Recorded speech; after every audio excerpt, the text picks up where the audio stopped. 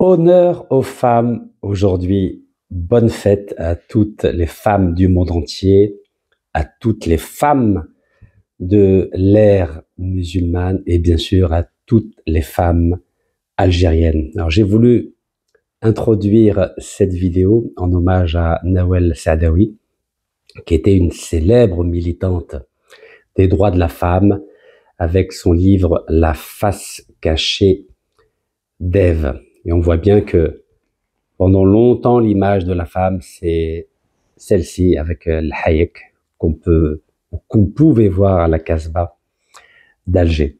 Donc, sahaf torkom. J'espère à mlih. En tout cas, moi, ça va un peu mieux. J'ai toujours la voix enrouée, mais alhamdoulilah.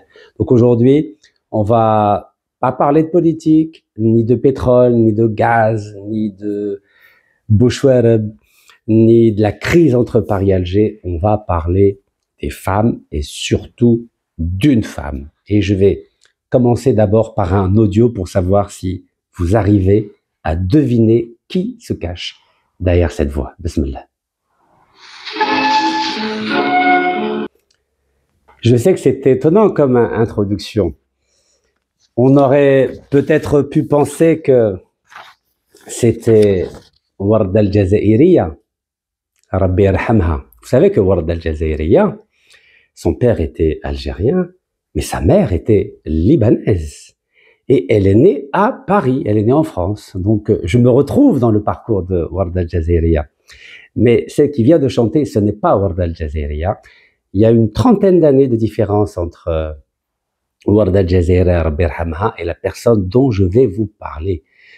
Elle a un destin unique. Quand je dis unique, c'est vraiment unique. Et c'est dommage que très peu d'Algériens et d'Algériennes la connaissent. Vous savez, pour conclure avec Warda al-Jazairiya, vous savez que la France a expulsé Warda al-Jazairiya et son papa.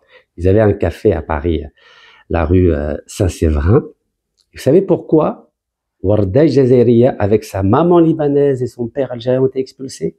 Car en 1956, dans le café de son papa, il y avait des armes pour les combattants du FLN, Zouama, le Moudjahidine, le Chouhada, Rabbi yarhamhum. Donc la France a expulsé une jeune fille qui était née en France et ils ont été obligés de partir au Liban. Et avant d'arriver au Liban, la maman de Warda al-Jazairiya, elle est morte.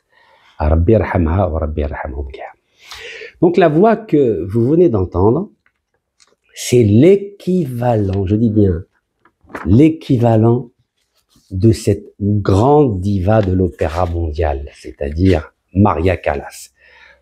Sûrement certains d'entre vous la connaissent, car alhamdoulilah, malgré la médiocrité du système éducatif de notre magnifique pays, il y a quand même une élite algérienne qui connaît Maria Callas, mondialement connue. C'était la compagne de Aristote Onassis, le grand armateur grec qui s'était marié avec la femme de John Fitzgerald Kennedy après son décès au mois de novembre 1963. Donc la femme dont je vais vous parler aujourd'hui, c'est l'équivalent de la grande diva grecque née à New York, Maria Callas, pardon.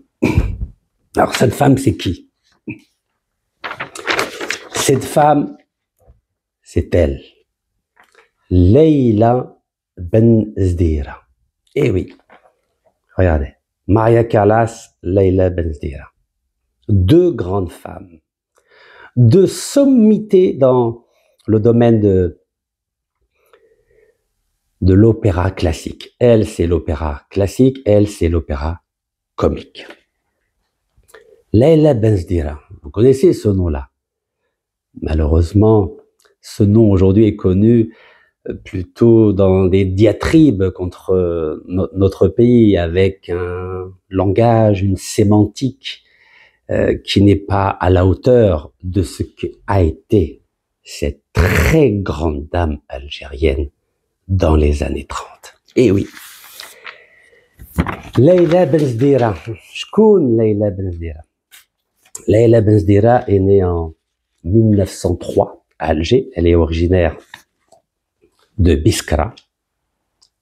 Et Younes Biskra, vous savez, Biskra n'est pas uniquement connue par les dates, elle n'est pas connue uniquement par l'Arbi Ben Mehdi qui était à l'école à Biskra, mais Biskra est connue grâce à cette grande diva, Leila Benzdira, qui était la petite fille d'un très grand professeur qui s'appelait Balqasem Benzdira, donc c'est une famille de Chaoui, et qui avait écrit des livres importants de vulgarisation à la fois de la langue arabe, et donc parlée, derija, et de la langue berbère, en l'occurrence le kabyle. Alors je vais juste ramasser une petite feuille, si vous permettez. Et notre ami Balqasem Benzdira avait été envoyé à l'époque par le gouverneur d'Algérie français, donc M. Tirman, pour faire ses études en France. Et de retour en France, il est devenu professeur à l'École normale supérieure d'Alger, et c'est un des premiers qui a transcrit en caractère latin la langue berbère, c'est-à-dire le tamazirt. Imaginez. Extraordinaire, en 1886. Balqasem Benzdira, un très grand intellectuel algérien que tout le monde a oublié. Tout le monde a oublié. Eh oui, l'histoire de l'Algérie n'a pas commencé en 1954, elle a commencé déjà à l'époque du roi de Constantine, de Cirta, le roi numide Massinissa. Et il y a eu plusieurs vagues, vous le savez. On a des grands auteurs comme Saint-Augustin. À l'époque vandale, on a évidemment Balqasem Benzdira pendant l'époque coloniale française. Alors, Balqasem Benzdira, donc là je vous ai montré la version arabe, maintenant la version kabyle, donc français kabyle, car c'est un Chaoui qui a rédigé plusieurs ouvrages, donc comme je l'ai dit, de dictionnaire français arabe et français kabyle, afin de pouvoir dispenser l'enseignement de ces langues dans les écoles publiques qui venaient d'être mises en place dans les villes d'Algérie pendant l'époque coloniale. Donc Balqasem Benzdira, grand-père de cette fameuse Leila Benzdira dont nous allons parler maintenant. Alors, Leila Benzdira donc est née en 1903, et écoutez-moi bien, à 10 ans, je dis bien 10 ans, elle a eu la chance d'avoir comme professeur de piano ce très grand compositeur français et mondialement connu. Quand je dis mondialement connu, c'est mondialement connu. C'est Camille Saint-Saëns. Camille Saint-Saëns avait rédigé en 1880 la suite algérienne. En 1880, Camille Saint-Saëns est venu en Algérie à 19 reprises. La première fois qu'il était venu en Algérie, c'était à cause de ses problèmes de santé. Vous savez qu'il y a beaucoup de grands savants, de grands intellectuels, de grands philosophes qui sont venus en Algérie. Des grands peintres aussi, bien sûr. Et il y a, entre autres, le grand Marx. Vous connaissez Marx, le fondateur du communisme. Donc, il était aussi en Algérie. Donc, Camille Saint-Saëns, à 19 reprises, est venu en Algérie. Et c'est là où il a composé, en 1880, la suite algérienne. Donc, Camille Saint-Saëns, c'est quand même extraordinaire, a donné des cours de piano à Leila Benzdira. Et à 10 ans, je dis bien à 10 ans, donc on est en 1913, Leila Benzdira a donné son premier concert de piano. 10 ans. Vous en connaissez beaucoup aujourd'hui, des Algériens ou des Algériens qui sont capables de donner des concerts de piano à l'âge de 10 ans. C'est extraordinaire. Donc, brillante pianiste,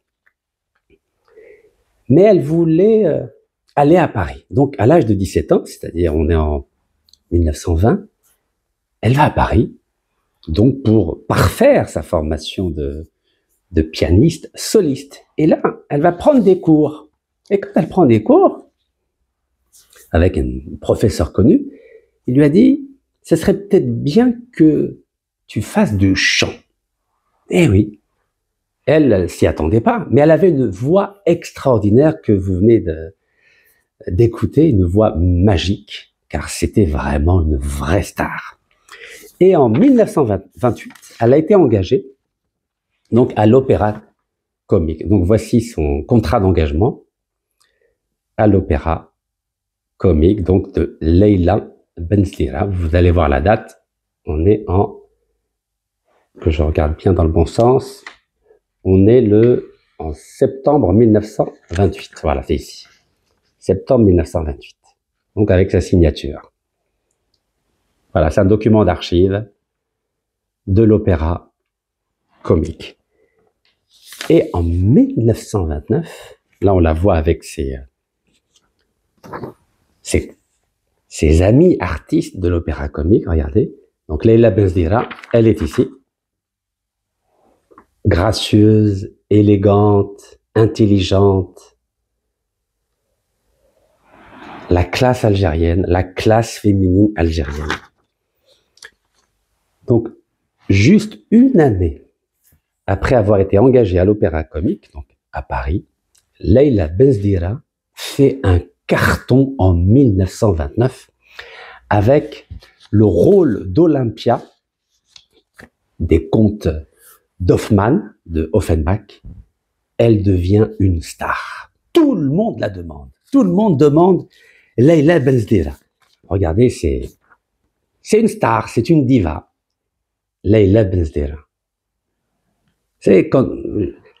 J'en ai la chair de poule quand je pense à tous ces trésors cachés de la culture algérienne que personne ne connaît, ou pratiquement personne. Alors j'ai vu qu'avec quelques articles on parlait d'elle, mais très peu. Très peu. Et là je vais vous montrer une affiche de 1936. Donc Leila Benzdira donc fait un concert donc au Rex d'Alger, et en 1936 elle avait reçu le grand prix du disque. Regardez, au Grand Rex d'Alger. Grand prix du disque 1936. Ça fait plaisir quand même, non? Ça fait plaisir. Alors, je ne vais pas vous raconter son palmarès, hein, tous les rôles qu'elle a pu représenter. Vous pouvez découvrir ça sur YouTube si vous le souhaitez. C'est absolument magistral. Quand je dis magistral, c'est magistral. Quand on voit autant de talents, je dis bien autant de talents, dont personne ne parle, dont personne fait la promotion. Est-ce que vous croyez qu'on parle de Leila Benzdira dans les écoles algériennes aujourd'hui? L'école primaire, au CEM, au lycée, université? Je ne pense pas. Alors, la diaspora algérienne, n'en parlons même pas. Shongolkom. Regardez, 1932, Légère hirondelle, Leila Benzdira. Regardez-moi ça. C'est pas beau, ça? Alors, certains pourraient me dire, oui, mais Leila Benzdira, c'est vraiment un art très spécifique. Cantatrice, soprano, c'est vraiment l'élite. Oui, c'est l'élitisme culturel. C'est l'équivalent sur le plan de l'opéra, de ce qu'a été au niveau philosophique Ibn Rushd ou Ibn Sina, ou sur le plan de l'historiographie Ibn Khaldoun. Mais vous savez, la civilisation musulmane, elle est très large. Vous savez qu'au temps des Mille et une nuits de Haroun al-Rachid, les artistes, les poètes étaient très en vogue et très recherchés. Pas comme aujourd'hui, où on en est réduit à de la simple variété. Il n'y a que la variété qui est à l'honneur aujourd'hui, mais c'est pas avec la variété qu'on fait de la civilisation. C'est avec de l'art. L'art reste, la variété disparaît. Alors, Leila Benzdira n'a pas fait que chanter à l'Opéra Comique au Rex d'Alger. Écoutez ce qu'elle a fait. Elle a chanté aussi pour les prisonniers algériens et nord-africains. Elle a chanté gratuitement pour récolter de l'argent au profit des prisonniers algériens et nord-africains. Donc, Leïla Benzdira était une femme engagée. Regardez la classe. شوفوا يا رب الكريم يا رب الكريم يا رب العالمين. Il y avait de la classe en Algérie. Il y avait de la classe. Voilà Leïla Benzdira. D'autres photos d'archives de Leïla Benzdira. La grâce, l'élégance, le sourire. C'est beau. Et c'est... Aujourd'hui, c'est un peu de la nostalgie. C'est, comme je vous l'ai dit, c'est honneur aux femmes. Honneur aux femmes. Et Leïla Benzdira a été invitée le 4 avril 1951 en Égypte, à l'Oriental Hall de l'American University. Regardez-moi ça. Elle était tête d'affiche. C'est un peu comme... c'est pour ça que je vous ai parlé de Warda al-Jazairiya. C'est un peu la même histoire. Donc Warda al-Jazairiya, c'était pour la chanson de variété. Et Leïla Benzdira, c'est l'opéra. C'est, on va dire, l'art majeur, l'opéra, et l'art mineur, la variété. Vous savez que la carrière de Warda al-Jazairiya a commencé en Égypte à partir des années 50. Et donc, c'est à peu près la même période où on voit Leïla Benzdira ici en Égypte, à l'Oriental Hall de l'American University. Et Leïla Benzdira, comment a-t-elle fini? Elle est morte en 1922 à 79 ans, Rabbi yarhamha. Vous voyez la grâce, l'élégance, le style. Elle est morte oubliée de toute l'Algérie. Vous imaginez l'ingratitude de notre pays. Vous avez une diva comme Leïla Benzdira. Je dis diva, c'est-à-dire une énorme star. L'Algérie l'a totalement oubliée, alors que Maria Callas, qui est morte il y a une quarantaine d'années, mais tout le monde parle d'elle. Récemment, il y a un film avec Angelina Jolie sur Maria Callas. Mais pourquoi il n'y a pas de film sur Leïla Benzdira? Alors nous, on valorise uniquement les héros de la révolution algérienne. Et c'est une très bonne chose. Mais l'histoire de l'Algérie, ce n'est pas que la révolution algérienne, aussi glorieuse soit-elle. L'Algérie, c'est une histoire, c'est une culture, c'est une civilisation, ce sont des spiritualités, et c'est tout cela, c'est toute cette synthèse qu'il faut glorifier, qu'il faut valoriser, dont il faut être fier. Moi, quand je vois qu'on parle de Maria Callas, que les Grecs en parlent, les Américains en parlent, les Européens en parlent, et que dans notre patrimoine culturel, on ne parle pas de ce qu'on a de magique, ça m'attriste.